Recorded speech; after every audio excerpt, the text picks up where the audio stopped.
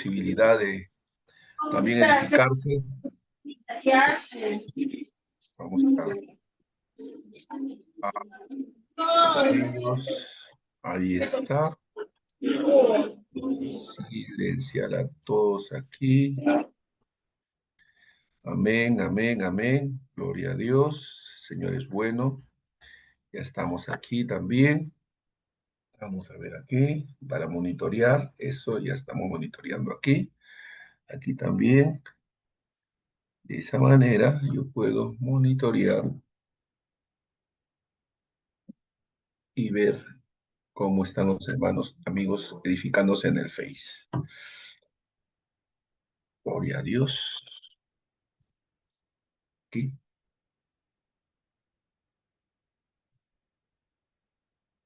Amén.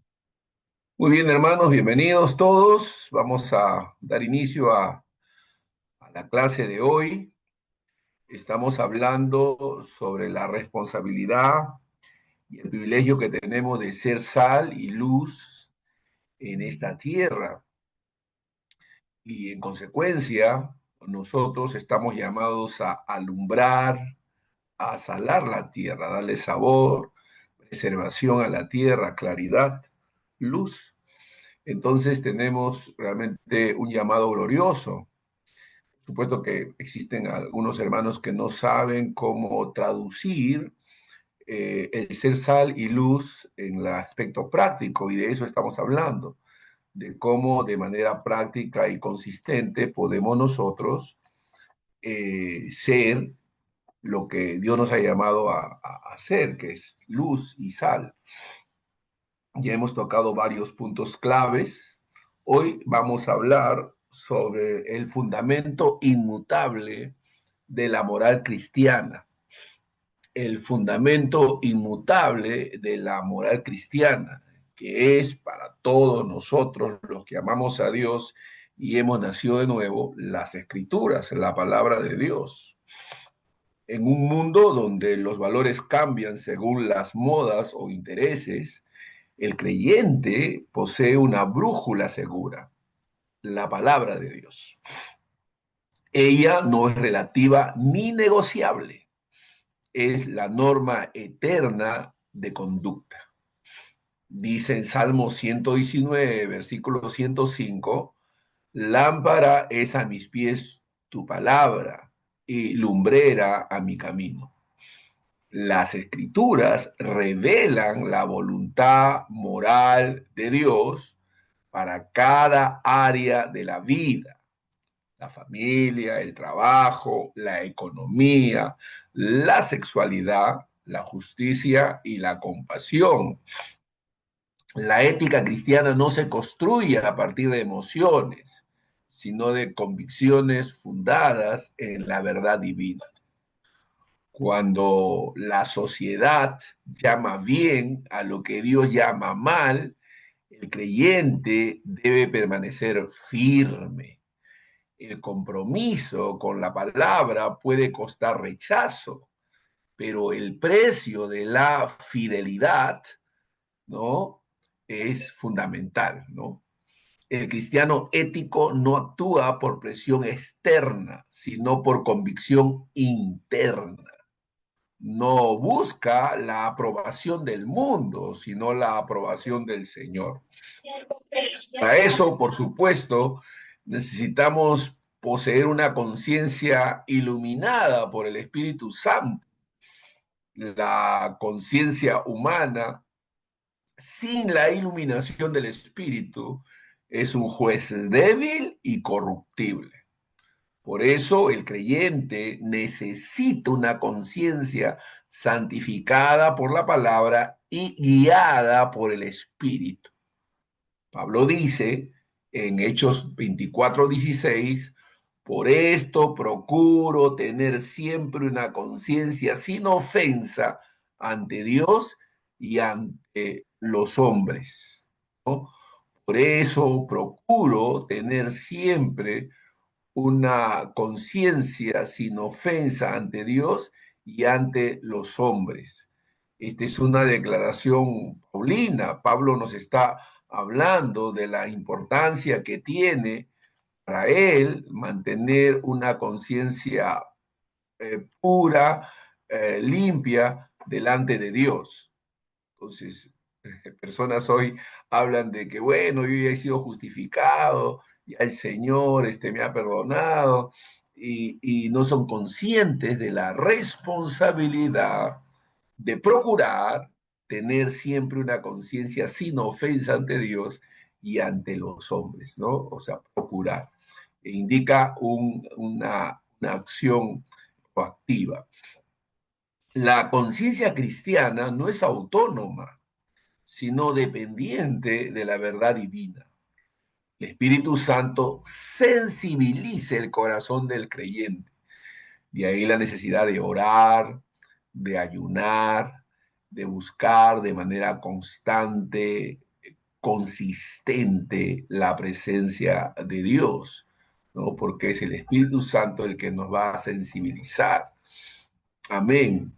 Y nos va a ser capaz de discernir entre lo correcto y lo incorrecto, no según el juicio del mundo, sino según la santidad de Dios. Cuando el Espíritu gobierna la mente y el corazón, el creyente aprende a actuar con rectitud, incluso en lo secreto. Aun cuando uno se encuentra solo, trata de mantener una actitud recta, correcta. La ética cristiana no se practica solo ante los ojos de los hombres, sino ante los ojos del Dios vivo que todo lo ve, que todo lo ve. Dice en Proverbios 9:10, el principio de la sabiduría es el temor a Jehová, de Jehová. Amén. Ese es el principio de la sabiduría. Temer a Dios no es vivir atemorizado, sino vivir consciente de su presencia en cada pensamiento y acción. Amén, en cada pensamiento y acción. Porque damos un testimonio público de la santidad. La ética cristiana tiene un valor profundamente público. El mundo observa a la iglesia y cada creyente representa al Evangelio ante la sociedad que necesita ver la diferencia. Nosotros somos cartas abiertas. Nuestro Señor dijo allá en Mateo 5:16, así alumbre vuestra luz delante de los hombres, para que vean vuestras buenas obras y glorifiquen a vuestro Padre que está en los cielos. Así que el testimonio ético es la manifestación visible del reino. No basta con predicar la verdad, hay que vivirla. Una vida santa es el argumento más convincente del cristianismo. El creyente que practica la justicia, que cumple su palabra, que es honesto en su trabajo y compasivo en sus relaciones, generoso, viendo la importancia que tiene la obra de Dios y las necesidades del prójimo, está predicando el Evangelio sin necesidad de palabras. En tiempos de relativismo, la integridad es un acto profético. Tenemos una responsabilidad ética en el trabajo y en la sociedad. Cristiano no puede separar su fe de su labor diaria.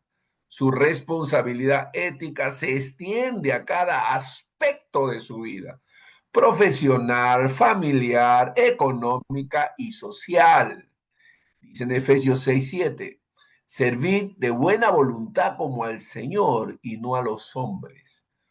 Es decir, somos llamados a trabajar con excelencia, ser puntuales, no robar tiempo ni recursos, respetar a los demás y tratar con justicia. Son expresiones de una fe viva. La ética cristiana en el trabajo es una forma de adoración, es algo santo, porque todo lo hacemos, todo lo que hacemos debe ser hecho para honrar a Dios, debe honrar a Cristo. Todo lo hacemos por Él y para Él. Vivimos en una sociedad donde la corrupción y el engaño son comunes. El creyente debe ser un ejemplo de rectitud. No puede justificarse con frases como es que todos lo hacen. No, su estándar no es la mayoría, sino el Maestro, Cristo Jesús. Cada creyente está llamado a ser embajador del reino en el entorno donde el Señor lo ha puesto, demostrando que la fe no es una creencia privada, sino una vida consagrada al servicio de la verdad. Nosotros debemos practicar la ética del amor. El amor es la esencia del mandamiento cristiano. Toda ética cristiana se resume en un principio supremo, el amor. Jesús declaró, en esto conocerán todos que sois mis discípulos, si tuviereis amor los unos con los otros. Juan 13:35. El amor cristiano no es un sentimentalismo, sino una acción justa, sacrificada y perseverante. El amor no busca lo suyo, sino el bien del otro. El apóstol Pablo lo expresó magistralmente allá en Romanos 13:10, cuando dice, el amor no hace mal al prójimo, sino que ese es realmente el cumplimiento de la ley, el amor, el amor. El amor no hace mal al prójimo. Entonces, la ética cristiana no consiste en cumplir normas frías, sino en vivir guiados por el amor que proviene de Dios. Eso no significa que no cometamos errores, que no fallemos y que pues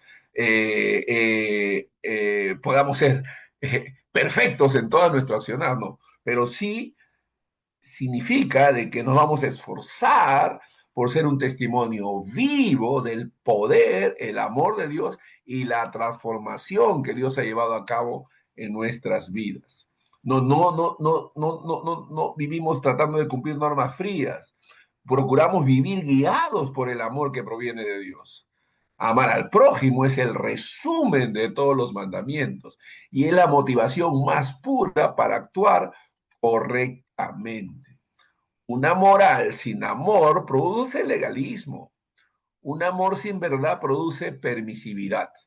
Pero el amor arraigado en la verdad es la esencia de la santidad práctica. El amor del que estamos hablando es un amor sacrificial. No siempre es fácil.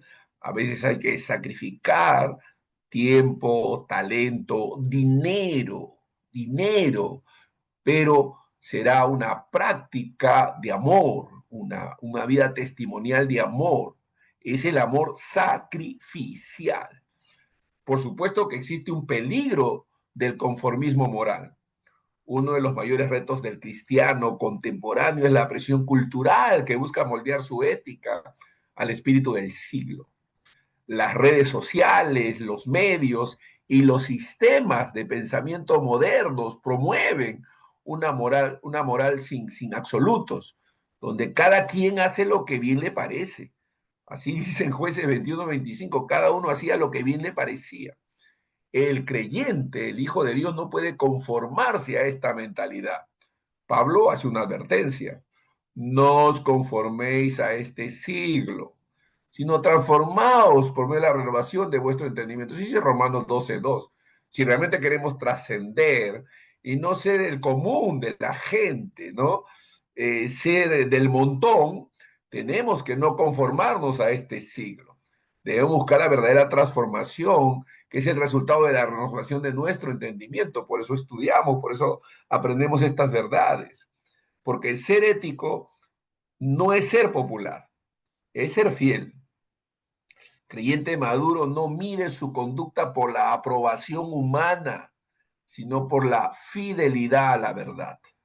El conformismo moral adormece la conciencia, debilita el testimonio y diluye el evangelio. La ética cristiana exige valentía. Decir no cuando todos dicen sí. Permanecer de pie cuando otros se arrodillan ante el pecado. Y ser luz en un ambiente que ama la oscuridad. Ser luz. A eso hemos sido llamados.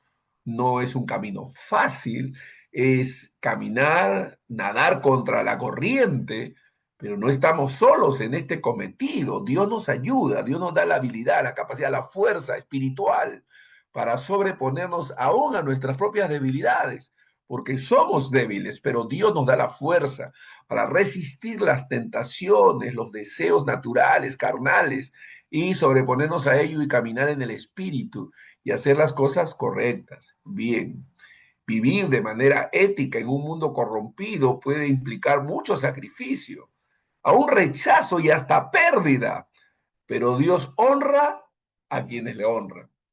Dios honra a los que le honran. Jesús prometió, bienaventurados los que padecen persecución por causa de la justicia, porque de ellos es el reino de los cielos. Eso está en Mateo 5:10. Cada decisión recta, aunque parezca pequeña, tiene valor eterno. Dios ve lo que el mundo ignora y recompensa la obediencia que nace del amor. Por eso la ética cristiana no se motiva por miedo al castigo, sino por la gratitud. Quien ha sido perdonado desea vivir de una manera que glorifique al Señor, al Salvador. La pureza no es una opresión, sino libertad.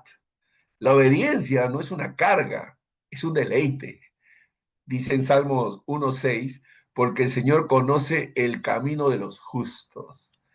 El creyente que permanece firme en medio de la corrupción será luz en su generación y testigo fiel en el día del juicio. La gente notará la diferencia, la gente va a decir, bueno, este no es común, el hermano no actúa de manera común, se distingue, es diferente, ama, bendice, perdona, sacrifica, está siempre dispuesto, vive de manera negada, en fin, son características que evidencian una verdadera transformación y la presencia de Dios en nuestras vidas.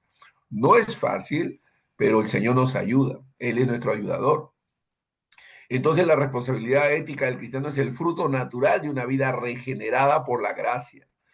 No se trata de una moral humana, natural, con nuestra propia energía, sino el reflejo de Cristo en la conducta diaria. La ética bíblica no cambia con los tiempos porque su fundamento es eterno, la santidad de Dios. Aleluya. En un mundo que justifica el pecado y celebra el engaño, el creyente debe ser un recordatorio viviente de que la verdad aún existe, de que la pureza, alabado sea Dios, es posible y que la justicia sigue siendo virtud. Virtud. El testimonio ético del cristiano es un sermón más poderoso. Las palabras pueden olvidarse, pero alabado sea Dios, las acciones permanecen. Cada decisión justa, cada acto de integridad, cada gesto de amor es una semilla de eternidad. Dice la Biblia, porque el que anda en integridad anda confiado, mas el que pervierte sus caminos será quebrantado. Eso dice en Proverbios 10:9. Dice en 1 Juan 2:6, el que dice que permanece en él debe andar como él anduvo. Entonces, que Dios permita que la iglesia de Cristo en esta generación abrace con gozo su responsabilidad ética, que pueda vivir en santidad, actuar con justicia, hablar con verdad y amar con sinceridad, para que el mundo vea en nosotros no una religión, sino la vida de Cristo manifestándose con poder.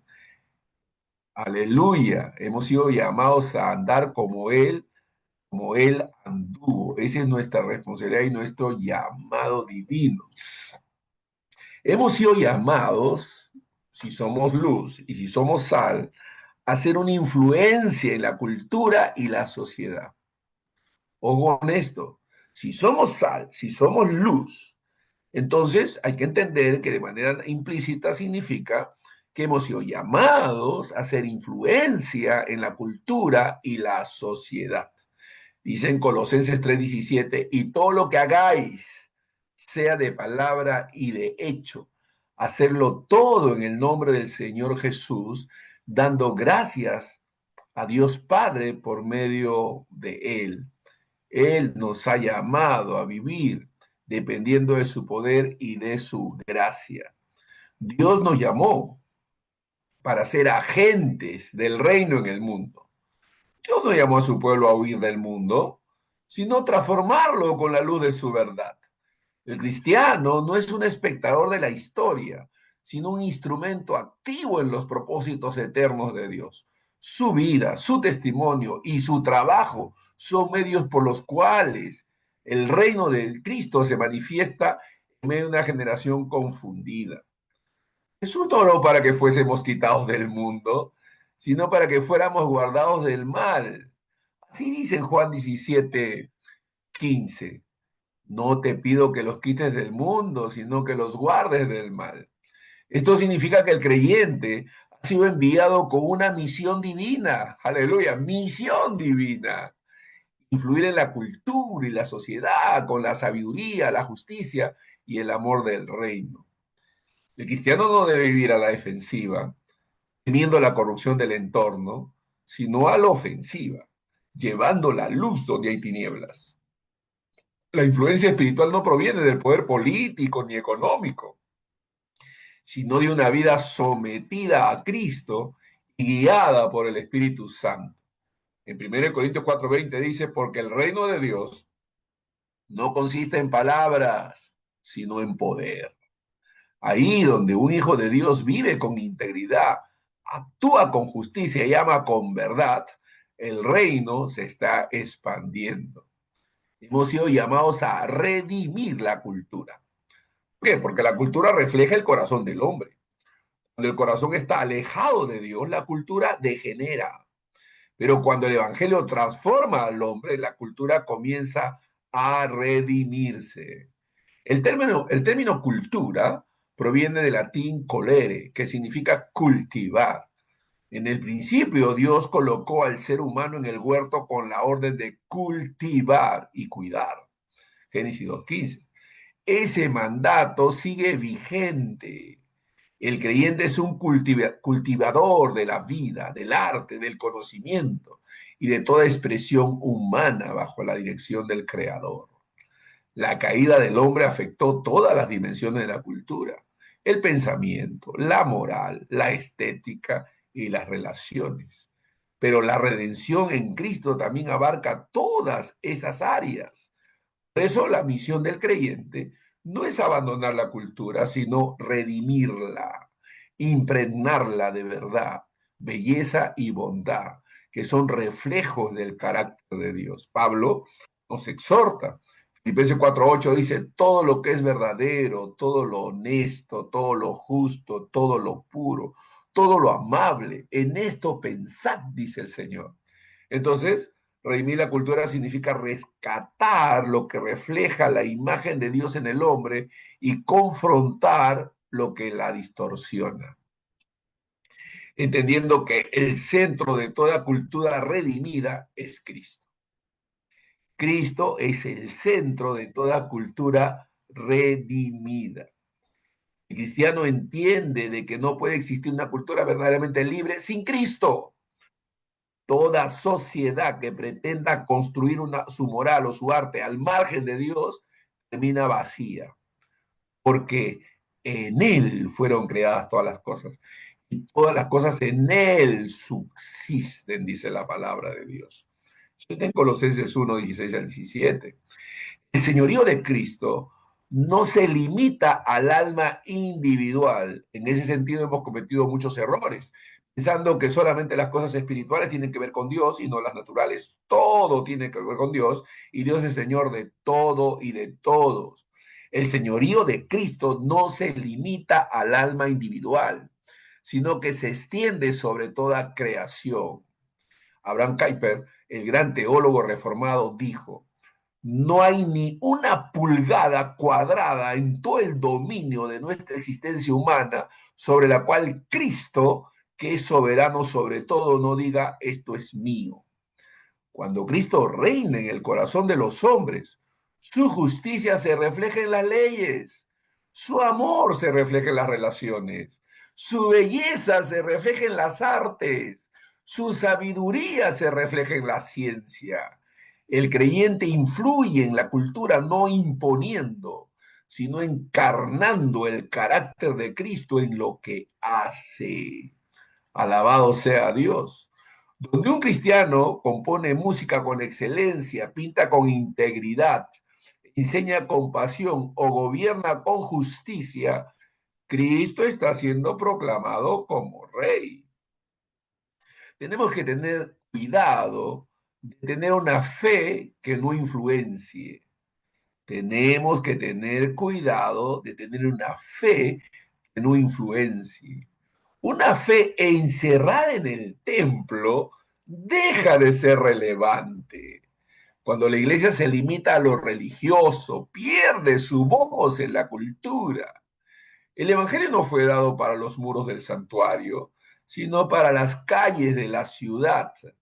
Jesús lo advirtió. Él dijo, si la sal se desvaneciere, ¿con qué será salada? No sirve más para nada, sino para ser echada fuera y hollada por los hombres. Eso dice en Mateo 5:13. La fe sin influencia se convierte en una religión sin impacto. El aislamiento espiritual del que ya hemos hablado es una forma de egoísmo disfrazado de santidad.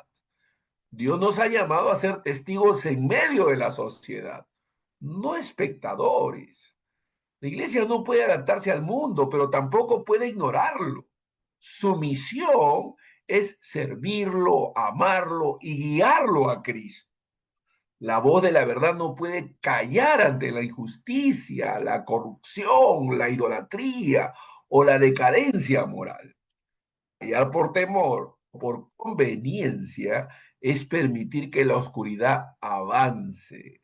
Ser luz implica visibilidad, implica valentía. Hemos sido llamados a influir como cristianos en las artes, la educación y el pensamiento. Hay que entender, hermanos, Dios es el creador de toda belleza, sabiduría y conocimiento. Por eso el cristiano debe recuperar su llamado a influir en las esferas intelectuales y artísticas con una cosmovisión bíblica. El arte no debe glorificar al hombre, sino revelar la gloria de Dios. La educación no debe producir orgullo, sino sabiduría que lleve el temor del Señor. La ciencia no debe alimentar la arrogancia, sino servir como testimonio de la perfección del Creador. Daniel en Babilonia es un ejemplo de cómo un creyente puede impactar la cultura sin comprometer su fe. En un ámbito pagano, fue reconocido por su sabiduría y excelencia, pero también por su fidelidad a Dios. El rey Nabucodonosor terminó reconociendo que el Dios de Daniel es el Dios verdadero. Así dice en Daniel 2:47. Así también los cristianos de hoy estamos llamados a sobresalir en nuestras profesiones, no para nuestra gloria personal, sino para manifestar la excelencia del reino de Dios. Dicen Colosenses 3:23, y todo lo que hagáis, hacedlo de corazón, como para el Señor y no para los hombres. Cuando el creyente ejerce su oficio con integridad y pasión, el Evangelio se vuelve visible. Hemos sido llamados a influir como creyentes en la justicia y en la política. El reino de Dios no se impone por medios políticos, pero los principios del reino deben iluminar las esferas del poder. Los cristianos deben participar con sabiduría, sin idolatrar las estructuras humanas, recordando que su lealtad suprema es a Cristo. El profeta José en Egipto, Daniel en Babilonia y Esther en Persia ejercieron influencia desde posiciones estratégicas sin renunciar a su identidad espiritual. Su fe los hizo útiles, no por su poder, sino por su integridad. Dice en Proverbios 29:2, cuando los justos dominan, el pueblo se alegra, mas cuando domina el impío, el pueblo gime. ¡Wow! Poderosa declaración. Proverbios 29:2. Lo voy a repetir. Cuando los justos gobiernan, dominan, el pueblo se alegra, mas cuando domina el impío, el pueblo gime. El cristiano que participa en la vida pública debe hacerlo como siervo de Dios, no como buscador de poder. La justicia social, la equidad y la compasión deben ser el sello de su liderazgo. La verdadera política cristiana no busca imponer religión, sino promover el bien común según los principios de la palabra de Dios. Cuando la luz de Cristo entra en la administración, la corrupción retrocede. Cuando su verdad penetra la ley, la injusticia se frena. Somos un impacto también en la economía y el trabajo. El Evangelio redime la economía. Amén. Un creyente que trabaja con honestidad, paga lo justo y no explota al prójimo, está influenciando la sociedad de manera profunda. La ética del reino no separa la fe del trabajo. Dios no aprueba la pereza ni la codicia. El cristiano entiende que su ocupación, cualquiera que sea, es una vocación sagrada. El apóstol Pablo lo dijo de esta manera: el que hurtaba, no hurte más, sino trabaje, haciendo con sus manos lo que es bueno, para que tenga que compartir con el que padece necesidad. Efesios 4:28. Trabajar no solo es un medio de sustento, sino una forma de glorificar a Dios. La economía del reino no se basa en acumular, sino en compartir. Cada transacción justa, cada negocio íntegro y cada acto de generosidad son testimonios visibles del señorío de Cristo sobre el dinero. El cristiano que administra con justicia y comparte con compasión está predicando un evangelio que transforma las estructuras injustas del mundo. La iglesia ha sido llamada a ser la formadora de la conciencia cultural. La iglesia tiene una responsabilidad sagrada: educar a los creyentes para pensar bíblicamente y actuar culturalmente. No basta con tener creyentes en la cultura. Necesitamos creyentes con una cosmovisión cristiana en la cultura. Esto significa interpretar la realidad a la luz de la palabra de Dios, no al revés.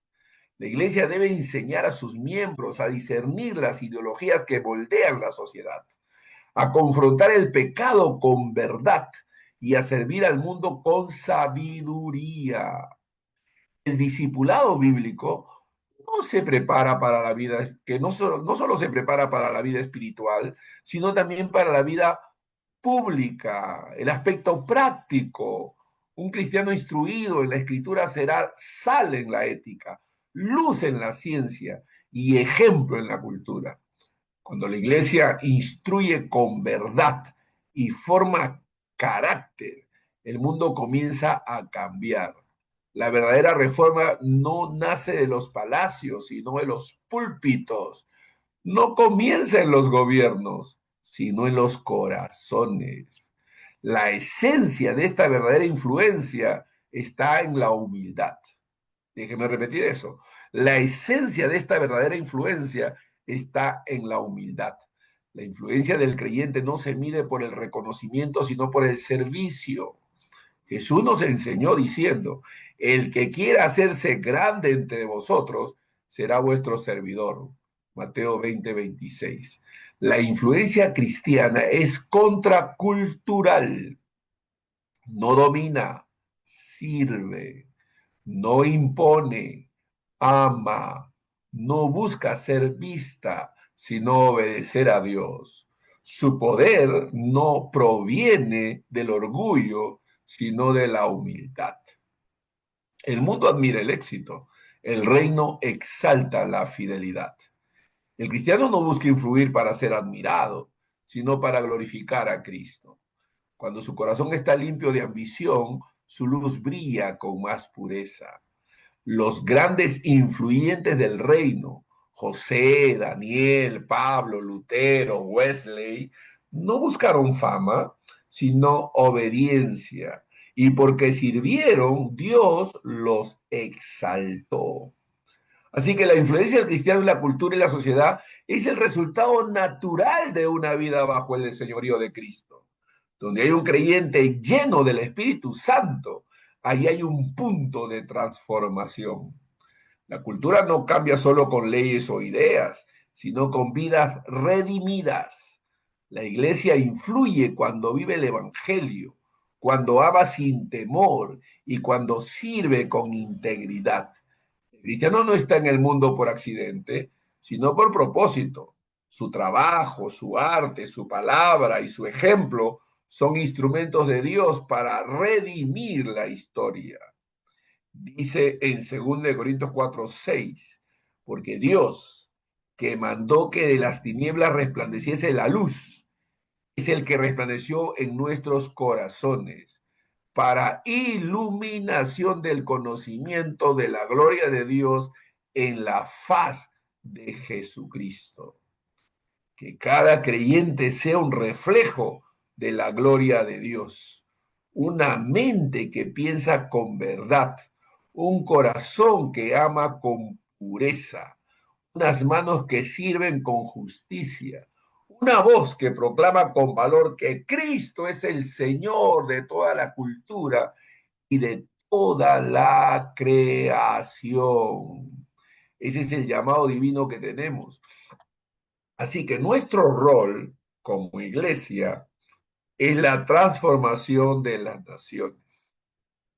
Nuestro rol como iglesia es la transformación de las naciones.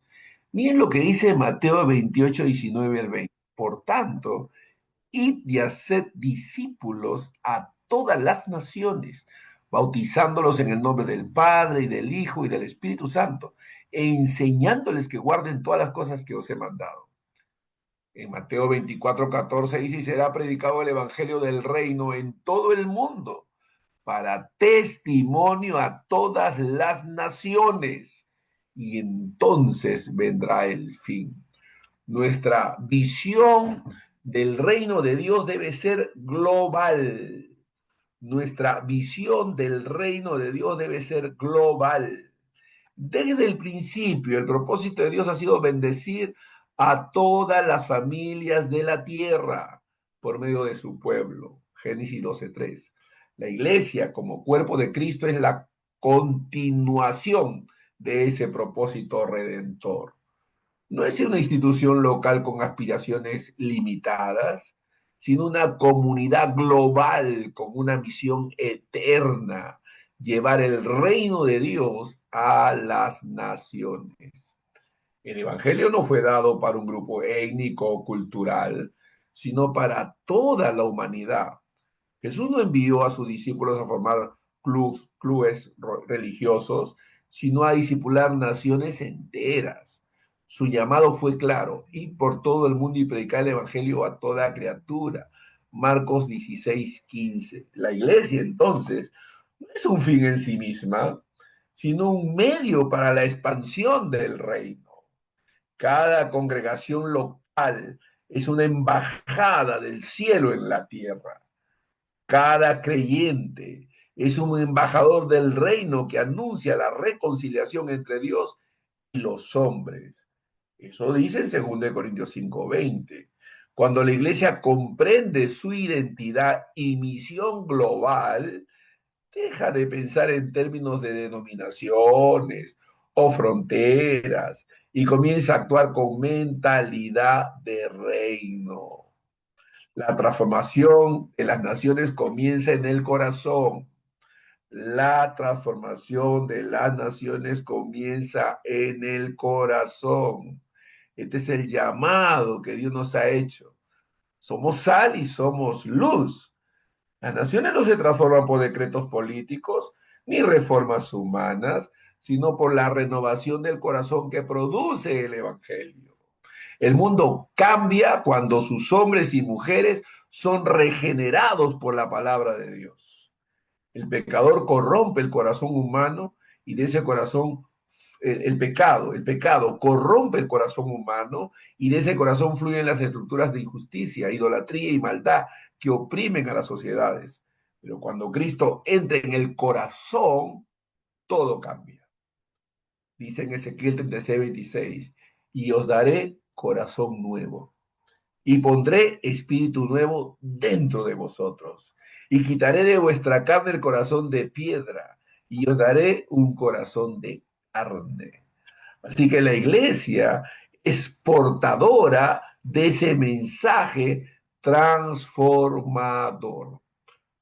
Nuestra labor no consiste solo en cambiar comportamientos, sino en traer regeneración espiritual.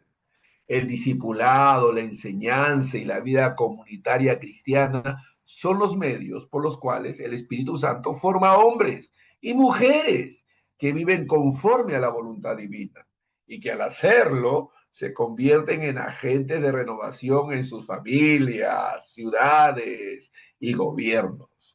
Donde el Evangelio ha sido predicado con fidelidad, las naciones han experimentado cambios reales, leyes más justas, sistemas educativos basados en la verdad, mayor compasión hacia los necesitados y una conciencia más alta del valor de la vida.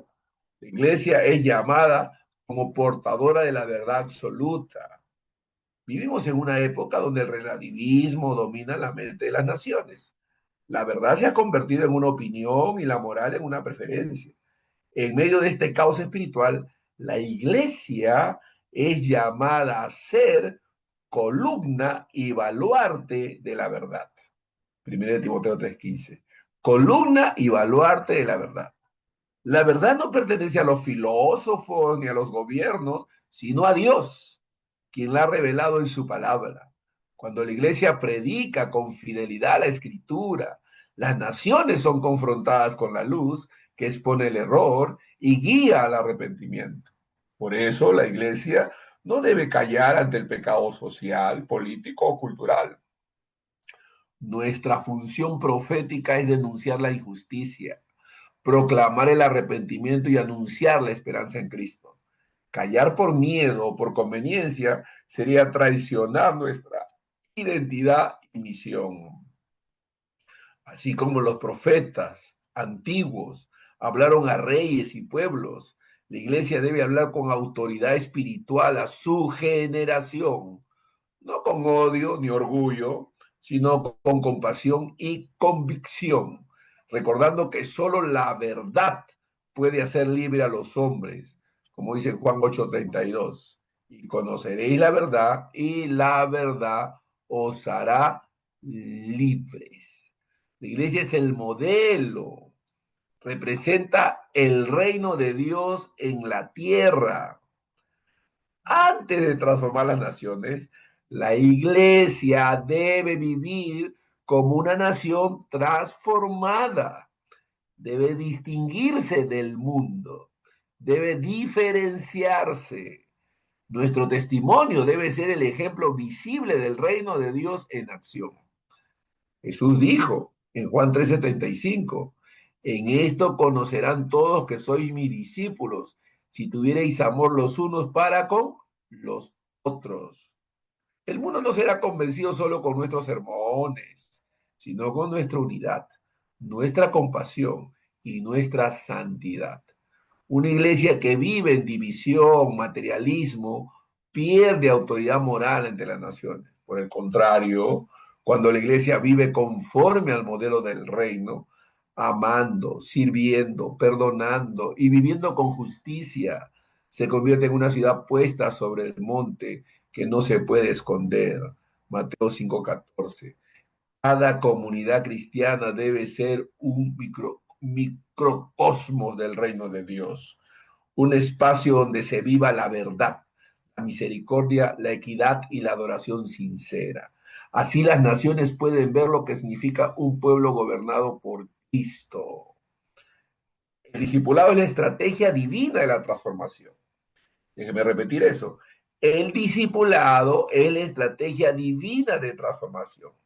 La iglesia transforma las naciones a través del discipulado. Jesús no ordenó simplemente predicar, sino enseñar a las naciones a obedecer todo lo que Él nos mandó. Mateo 28:20. Este estudio, esta exposición, es una forma de discipulado. Esta es la estrategia que Dios ha establecido. Predicar es el inicio, discipular es el proceso. Predicar la luz, discipular forma el carácter. carácter. Una nación no se cambia con campañas pasajeras, sino con creyentes que viven su fe, con creyentes que viven su fe en cada esfera de la vida. El hogar, la escuela, la empresa, la ciencia, el arte, la justicia y la política.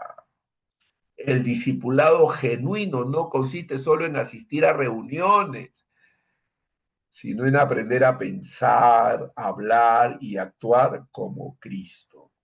Cuando la iglesia forma discípulos maduros, está formando ciudadanos del reino que son luz en la sociedad.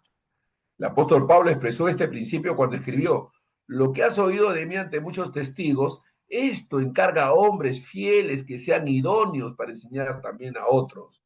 Según de Timoteo 2:2. La transformación de las naciones no será producto de un evento masivo, sino de una multiplicación silenciosa de discípulos fieles, llenos del Espíritu, que viven el Evangelio en todas partes.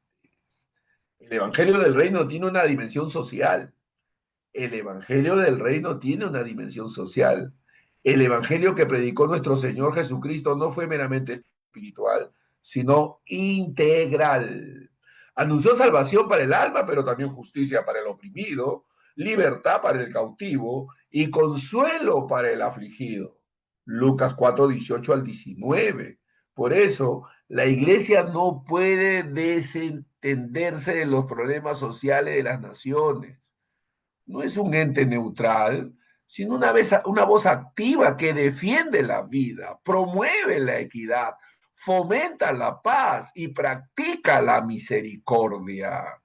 Ese es nuestro llamado. El compromiso de la iglesia con las naciones incluye el bienestar del prójimo, la educación, la salud, la compasión hacia los pobres y el servicio necesitado. Cuando la iglesia sirve con amor, las naciones ven el reflejo del reino. La transformación nacional comienza cuando los hijos de Dios se convierten en instrumentos de gracia en sus comunidades. Así, las tinieblas retroceden, no por imposición, sino por irradiación del amor de Cristo. ¿Recuerdan Mateo 5:16? Hacia alumbre vuestra luz delante de los hombres, para que vean vuestras buenas obras y glorifiquen a vuestro Padre que está en los cielos. La iglesia es llamada a interceder por las naciones. El poder de la iglesia no radica solo en la predicación, sino en la intercesión. La historia bíblica revela que Dios actúa a través de un pueblo que ora. Abraham intercedió por Sodoma, Moisés por Israel, Daniel por Babilonia y la iglesia primitiva por los apóstoles encarcelados. La oración de los santos tiene poder para detener el juicio, traer avivamiento y abrir puertas en las naciones. Y si humillaren mi pueblo sobre el cual mi nombre es invocado, dice la Escritura, y oraren y buscaren mi rostro y se convirtieren de sus malos caminos, entonces yo oiré de los cielos y perdonaré sus pecados y sanaré su tierra. Eso dice en 2 Crónicas 7:14.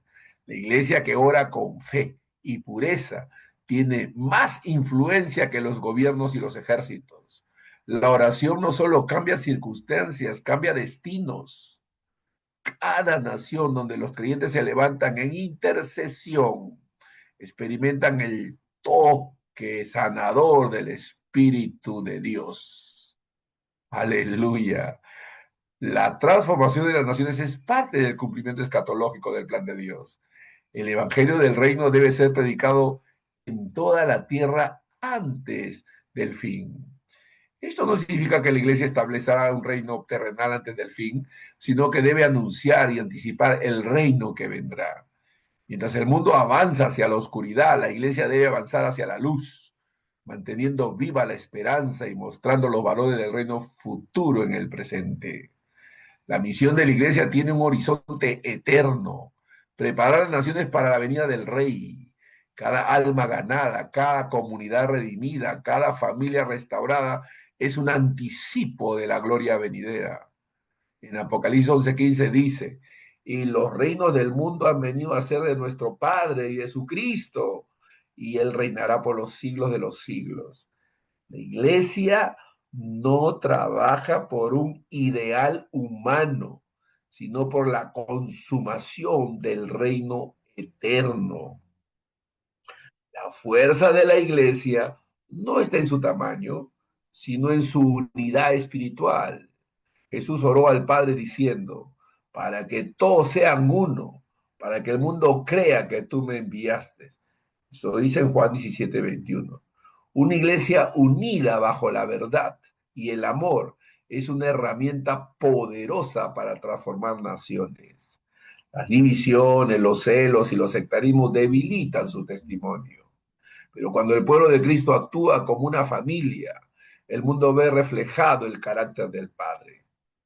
Somos llamados a reflejar la vida de Dios en nosotros. Cada congregación, ministerio y creyente forma parte de una misma misión: manifestar la gloria de Cristo a las naciones. No somos competidores, sino colaboradores en el plan eterno.